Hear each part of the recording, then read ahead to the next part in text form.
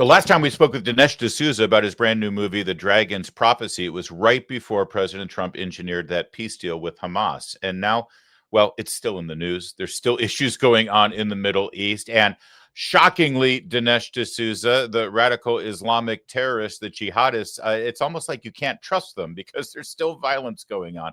Let's bring in Dinesh here and let's talk about, first of all, the latest out of the Middle East and how this really is discussed and sort of elaborated on in your film, The Dragon's Prophecy, and the historical biblical roots, not just of Israel, but of Israel's enemies. Trump, has flustered the Israelis by offering this almost messianic vision of peace and prosperity has now come for the foreseeable future to the Middle East. I think what Trump does with these things is Trump knows he's dealing with a bunch of snakes.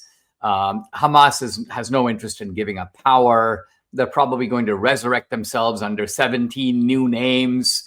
And so one can't be too optimistic about what has been accomplished. I think we can say, all right, we got the hostages back. Very good thing. In some cases, the body's back. But at a high price, right? Because Israel has had to release all these terrorists who are just going to go back to plotting bad things.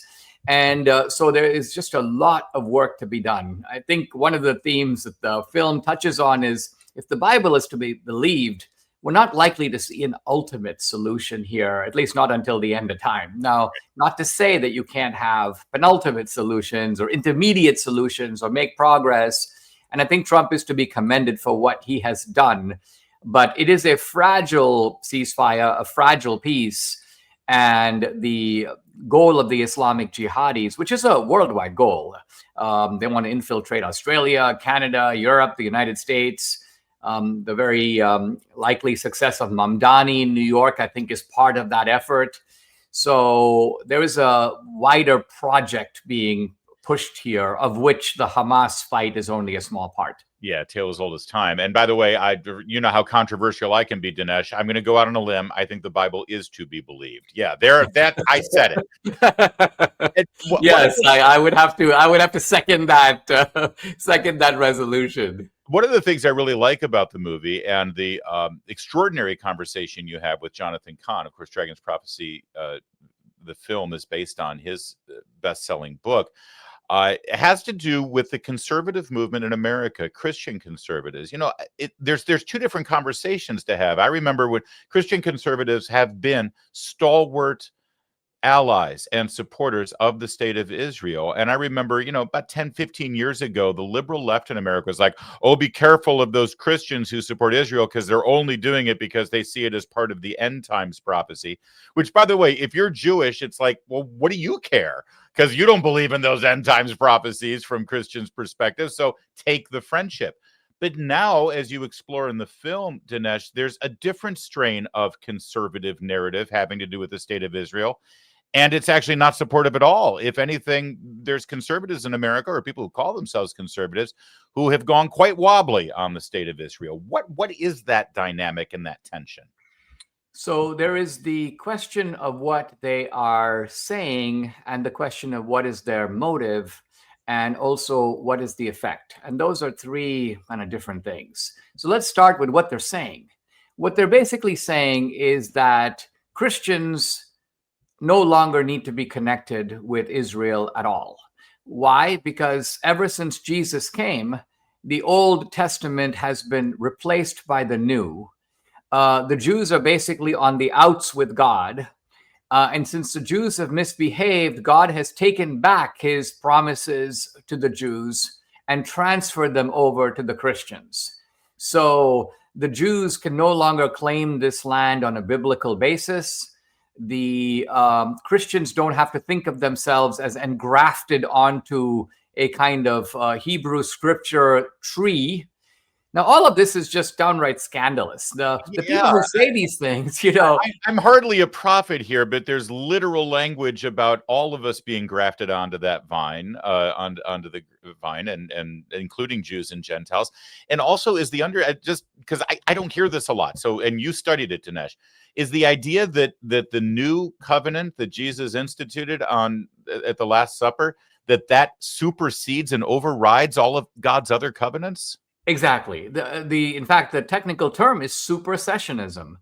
It's also sometimes the word used as abrogation. Now, very interestingly, in Islam, there is a doctrine called abrogation. And what it means is that the later verses of the Quran abrogate the earlier ones. So it's almost like within Islam, later Quranic verses can cancel out the earlier ones. But I think, as you know, you don't have to be a theologian just to sort of ordinary Christian to realize we don't have any such doctrine in Christianity. Right. The New Testament subsumes, it includes, it incorporates the Old. It does not in any way like cancel it out. And so we also have to make a distinction between a spiritual new covenant and the physical land promises to the Jews. So I would agree that Jesus spiritually inaugurates a new era. Salvation is through Jesus for everybody. But I also do affirm that God's biblical allocation of land to Israel is unconditional. God never says, hey, listen, guys, as long as you stay on good behavior. In fact, many times in the Hebrew scriptures, it says that even though the Jews are behaving really badly, God says, I'm going to stay true to the covenant, not because of you, but because of me. In other words, to protect my reputation, to protect my integrity. And think about it as a Christian, you know, if God can't be trusted to give a piece of land in perpetuity like he said he is, then how can we be confident that God's promises to us are to be trusted either? Yeah. So just today, Pope Leo put out a statement really affirming the fact that the Christians are engrafted onto the Abrahamic tree that goes right back to the Old Covenant. So again, the right-wingers who are saying all of this, by the way, in the name of something they call replacement theology, and they act like they are fighting against something called dispensational theology, which is a kind of sub-branch of Protestantism. But no, they're actually fighting against mainstream Christianity, Catholic and Protestant, as it has been for 2,000 years. Yeah, I was going to say, this is small o Orthodox Christianity that goes back to the earliest writings. At least that's my understanding of Christianity. It's what C.S. Lewis called mere Christianity, the absolute core deposit of the faith. And Dinesh, again, I have the benefit of seeing the film, and everybody should have that benefit. A good way for you to see the movie, The Dragon's Prophecy, is to go to SalemNow.com. SalemNow.com has it streaming. It's totally accessible to you. Frankly, I think you should buy the DVD so you can have a copy of it at all times. Dinesh, is this part of the argument here has to do with the biblical understanding of the Hebrew nation and Israel, going back to Jacob, versus the political state of Israel formed in the 40s? Yes, and Tucker Carlson in his conversation with Ted Cruz had raised the question, are the Jews of today, is the government of Netanyahu, is this in fact the nation of Israel referred to in the Bible? And here we have to, in a sense, not confine ourselves to kind of biblical analysis, but we also have to look at the political side, which I do in the film. The film sort of integrates the political with the biblical. And so my argument here would be something like this. Israel is very much on the front line of fighting radical Islam, and not because the Jews are smarter than us or better than us. It's that they live in a really bad neighborhood. And like people who live in a bad neighborhood, they develop a certain sort of sixth sense. They're looking over their shoulder. They recognize why they have to lock their car. They know that they have to turn on the alarm before they go to bed at night. And even after doing that, they realize they may have to sleep with one eye open and one foot on the ground. Now, we in America, we have a bad record of fighting radical Islam. In fact, Jimmy Carter helped radical Islam get a hold of a major state in 1979. We pushed out the Taliban after 9/11, but guess what? They eventually came back. So the reason that I think we are a little bit clueless, a little bit dumb, is partly because we're a little far away from the center of the action. And so we're a little naive about what these people are up to. And it also, just in terms of the very real world that we're living in right now, especially a post 9/11 world, but I think you're right to draw it back to the Khomeini's violent takeover of Iran and our embassy, and the leftists in Iran who cheered Khomeini, who then ended up being murdered by Khomeini once he took power. It's funny how that works, these suicidal empathy traits that we see in the political left worldwide. even if you are not a believing Christian or Jew, even if you're an atheist and you think that the Bible is false, just in terms of real politics, we should stand by Israel, as you said, because they're our ally and they're fighting the fight on our behalf against the people who would wipe us out. Why is that so hard to grasp? It really shouldn't be. Israel is taking on radical Islam simultaneously in Sudan, in Libya, in Syria, in Qatar, in Turkey, and of course in Iran. And think about it, Iran alone is 8 times the size of Israel. So the fact that Israel can keep all these people in check at one time. And look, the United States got involved at the last minute, right? Basically, Netanyahu calls Trump. He goes, listen, I need a 48-hour loan of some B-2 bombers, to knock out these facilities. So the United States lent a hand. But Israel is doing the hard work on the ground. I mean, they're the ones who took out the nuclear scientists. They're the ones who took out the top generals. And so I think that we owe them, at the very least, a note of gratitude, a little thank you note, if you will, for all the stuff that they're doing that benefits them, but it also benefits us. Dinesh, there's also something in the film, The Dragon's Prophecy, that I found really compelling, not just Israel's and the Jewish people's biblical and historical right to that land that is in question right now, but also the historical basis of their enemies, the enemy that they see today that goes all the way back to, well, their very existence, the Israel nation, when it was first formed after the Exodus from Egypt. When you archaeologically walk in those footsteps of the kingdom of David and you connect those dots of the Palestinians today and the Philistines then, connect those dots for us, because it's so compelling and frankly can't be debated. The section on biblical archaeology in the film is aimed at showing that King David, the Davidic dynasty, the House of David, this is all now confirmed historically. It's not just biblical legend or myth. There really was a King David. There really was a King Solomon. Solomon really did build the temple. And the historic enemies of the Jews were, in fact, the Philistines. There were other enemies as well, but the Philistines may be the most persistent. They do come up a lot there in the Old Testament. They come up a lot. Goliath, David and Goliath. Goliath was a Philistine. The Philistines also were warring against King Saul, who preceded David. Samson had a bit of a run-in too. Samson had a run-in with the Philistines. And this example of Samson is illuminating because Samson was captured by the Philistines. By the way, Philistine is, in fact, the same word as Palestine. It's remarkable how the same name has traveled through history. Samson is captured by the Philistines. They take him, the Bible says, where? To Gaza. Gaza's named in the Bible. It was one of the key cities of Philistia, which was the Philistine kingdom. And then it says that the people of Gaza demanded that Samson be stripped to the waist and brought out, quote, so he may entertain us. And if you fast forward again to October 7th, you see that with the captives and with the hostages, this is exactly what was done. They are stripped to the waist. They are brought out in public in Gaza, in a sense, for the entertainment of the people of Gaza, who are cheering Allahu Akbar. So one of the things the film does is it kind of shows you that the things happening in front of you have this larger spiritual and biblical resonance. The colors of the apocalypse, there they are in the Bible, red, black, white, and pale green. Some of it reflects famine, but pale green reflects death.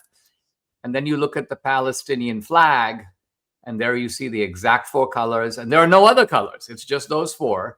And it's almost as if the 4 horsemen of the apocalypse are, at least symbolically, right back in front of us if we only have eyes to see it. Yeah, it gives you a shiver. It really does. As your film, The Dragon's Prophecy, also explores, you touch a little bit on what's to come and what we might expect. Of course, that obviously is speculation, but where do you think this is headed short term? And of course, well, long term, I guess we know where it's headed because we've read the book. Well, short term, which is to say in our lives, the film poses essentially a choice. And that is, are you on the side of God? Or are you on the side of the dragon, which is the devil? We do have to take a side. We don't have a choice about whether to choose. We do have a choice about which side to choose. And so The film, although ostensibly about Israel, is in the end about a moral choice that each of us has to make as humans. Now, with regard to biblical prophecy, I approach this topic cautiously. I'm not one of these people who believes that I can tell you, blow by blow what's going to happen in the end times and what's going to happen from 1 week to the next, or the 7-year this and the 8-year that. And by the way, I think Jesus warned us to try to predict such things, if I remember. Right. And if you read the book of Revelation, it is clearly, deliberately veiled or obscure. And I think that's intended so that we don't try to decipher it with the same kind of certitude that you would decipher, for example, something that happened in the past. And but there are certain, I would call them, large biblical signposts, and we do look for those. So one of them, of course, is the return of the Jews to their ancestral homeland. This is predicted repeatedly in the Bible, and it is something that over the centuries appeared fantastically improbable. And yet here we are, starting in 1948, where the Jews did in fact come back. That is a kind of miracle, and that was predicted in the Bible. The Bible also says that in the end times, you will see a rising temperature of anti-Semitism and hatred and violence toward the Jews, but also a rising tide of hatred and violence toward what Jonathan Cahn calls the spiritual Israelites, which is the Christians. You're going to see both. So the way I look at it is you have this biblical conjecture or speculation, but then I say to you, all right, well, let's look around our world and let's see if in fact we do see these two rising tides. Because if we do, that then becomes a kind of corroboration or ratification of what the Bible is predicting and forecasting and sort of warning about. Finally, Dinesh, there are Christians in these Palestinian territories, traditional Eastern Christians, some aligned with the Orthodox Church, some aligned with the eastern part of the Latin Catholic Church. And it is a challenge, I think, for American Christians to empathize, to want to support and get distressed by the savagery that they've had to endure from, frankly, both sides of this war. And it's confusing, I think, sometimes for Christians who are compassionate and want to be on the right side and God's side of the conflict to know exactly where one stands when sometimes you see these Christians suffering at the hands of the Israelis. What do we make of that? I think that the heart of these conflicts is that there is a built-in moral ambiguity here, right? And this is not even specific to the Christians. It's the moral ambiguity of a perpetrator, in this case Hamas, essentially running back, as the Philistines did, into their own territory, and then they basically dare you to follow them, and then they put their women and children out front, and they say, we dare you to shoot them, because if you shoot them, you're going to become a lot like us. And so you then no longer have the credential of being the good guy. In fact, you now become the bad guy, and we can amplify your crimes to the world. In the film, I quote this line by Golda Meir from one of her books. This is going back to the 1970s, where she very poignantly says, we can forgive the Arabs for killing our children, but we can't forgive them for making us kill their children. I mean, think about what an interesting and provocative remark that is.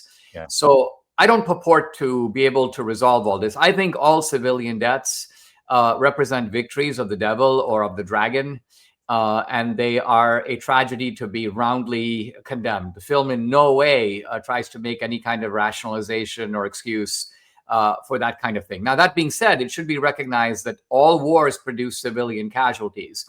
And in Christian just war theory, which is 1,000 years old, affirmed, by the way, by Catholic and Protestant authorities alike, the basic idea here is not a head count of the civilians who die, but rather whether the civilians are being targeted or not.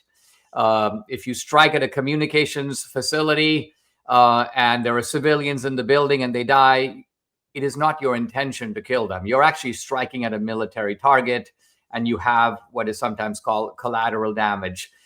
In the theory of the just war, the collateral damage is not a good thing, but it is morally acceptable because the civilians are not the ones who are being targeted. I just mentioned this because This is an element that is sometimes missing from the debate. People say, well, you know what, were 1,000 Jews killed on October 7th. Well, let's guess how many civilians were killed by Israel on the other side. It doesn't really come down to a head count per se. It comes down to who you're targeting and for what purpose. The movie is called The Dragon's Prophecy. You can catch it streaming at SalemNow.com. You can also order the DVD. Dinesh D'Souza makes high quality product. And I lost in all of this conversation about the film, Dinesh, if I can compliment you on the quality of it. The photography is beautiful. I felt like I was walking in the Holy Land with you, which is something I'm dying to do. It's on my bucket list, but you really bring us right there into the footsteps of these biblically historical figures. And of course, the opening sequence is so harrowing, using the footage of the terrorists themselves on October 7th. It's compelling stuff. And as usual with your films, Dinesh, it inspires a lot of conversations after a viewing, which is what you want out of this kind of product. So well done. That means a lot. That's exactly my goal in making these films, is to unite, if you will, the head and the heart, reason and emotion. The film is a visual medium. So I want the films to look spectacular, to be entertaining, but at the same time, ultimately to be a stimulus for real discussion. Oh, yeah. Listen, shocking spoiler alert. This does not solve the Middle East issues, but it sheds new light on it. And it certainly inspires more conversations and, frankly, brings up even more questions that should be addressed. And we all want to address those questions. That's why I love the film. Dinesh, thanks for joining us again. Great talking with you. Hey, it's always a pleasure. Thank you. You bet. Once again, check it out. It's Dragon's Prophecy. I really highly recommend it, and you can get it at SalemNow.com.